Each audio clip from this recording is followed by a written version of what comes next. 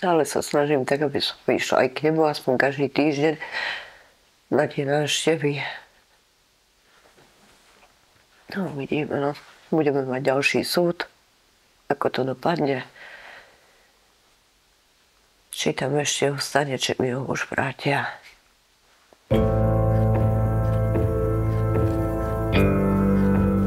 Volám sa Katarína Gonzová.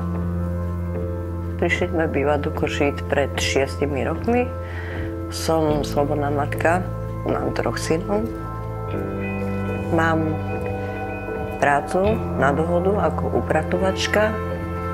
Ďalšiu prácu mám tiež ako upratovačka a na ubytovni pracujem ako upratovačka, zastupujem chyžnu. Proste je sa čo obracať, aby človek vyžil s 3 deťmi. Dôstojný domov nemáme už 6 rokov. Tým, že sme museli odísť, tam, kde som sa ja narodila, museli sme ísť do krízového centra pre týrané ženy s deťmi. Potom sme sa presťahovali do Košíc, do ďalšieho krízového centra, pretože tam môžete byť len 2 roky. No a nakoniec sme skončili na ubytovni, kde momentálne žijeme s deťmi. Tak v prvom rade nám tu chýba chlapec. Najstarší.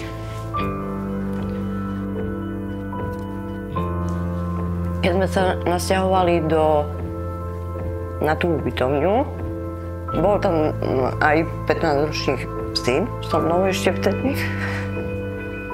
Začal sa mi flákať proste s jednou partiou tuto. Nechcel mi chodiť vôbec ani domov. Prespával u kamaráta. Prišiel domov, prezliekol sa, osprchoval sa, odišiel zase preč. Proste nechcel mi tam byť.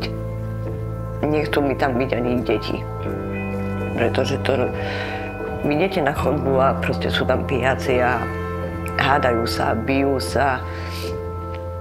To proste není prostredie na výchovu detí a prestal mi chodiť do školy a tým pádom mi ho umiestnili aj do reedukačného centra.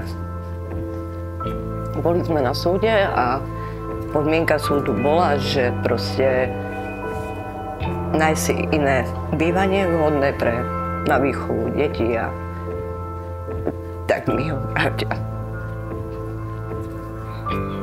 Takže sa musím posnažiť aj s nadáciou Úsmev ako dar, aby to dobre dopadlo a prišlo. Musíme vydržať. Nie je nič horšie, ako keď matke zoberú dieťa. Väčšina z nás si to ani nedokáže predstaviť. Pani Katka sa naozaj veľmi snaží zabezpečiť bezpečné prostredie pre svojich 2 mladších synov a zároveň získať toho staršieho späť, pretože život na ubytovni je absolútne nevhodný pre malé deti. Je to nedôstojné prostredie. Pomôžme im, prosím, dokončiť rekonštrukciu garzónky, aby táto rodina mohla už nasledujúce Vianoce stráviť spolu v bezpečnom domove. Ďakujeme veľmi pekne za vašu pomoc.